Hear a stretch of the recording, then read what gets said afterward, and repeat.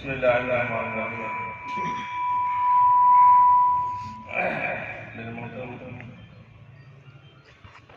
तलबा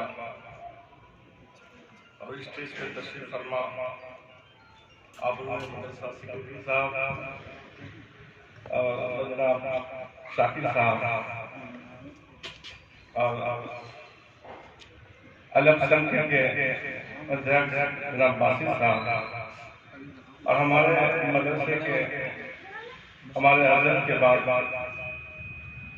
खलीफा वज़ीर जनाब मसूद साहब और अजीज तलबा, अर्ज़ ये करना है कि जश्न जमहूरियत पर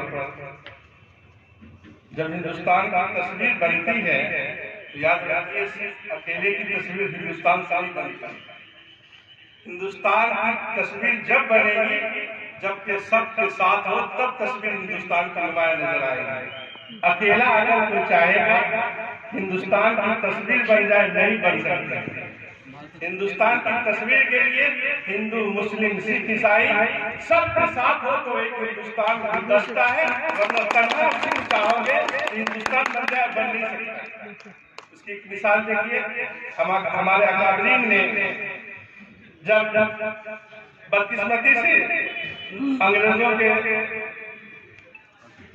चापलूसी के जरिए से बड़े शरीर बना, बड़े शरीर बना तो बड़े शरीर से यहाँ से एक आदमी झोला उठाए जा रहा था।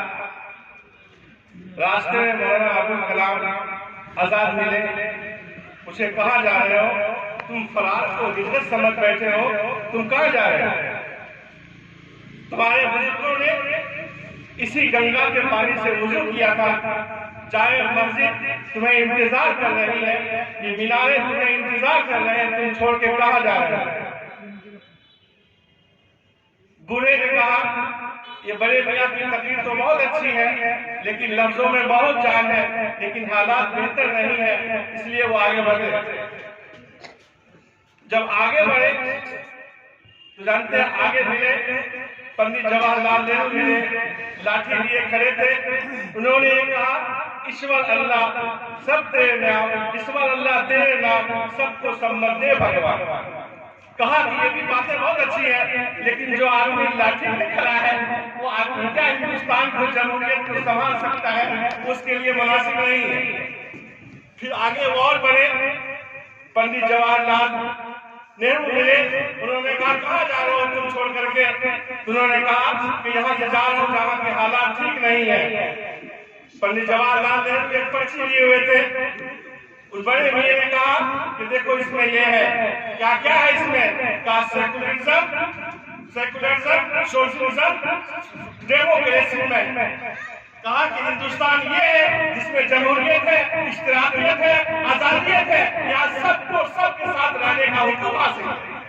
वो बुरा बड़े भैया वापस हो गए और उस कानून के मुताबिक हमें रहना है। और याद रखिए, जहाँ आदमी हर तरह के फूल होते हैं वहाँ कांटे जरूर चुभते हैं, लेकिन मरहम लगाने वाला भी हमारे बासित साहब जैसे होते हैं ताकि ये हिंदुस्तान हरा भरा रहे। और इस कांटों के साथ जिंदगी गुजारने में जो मजा आता है वो याद रखिए तन्हाई में मजा नहीं आता।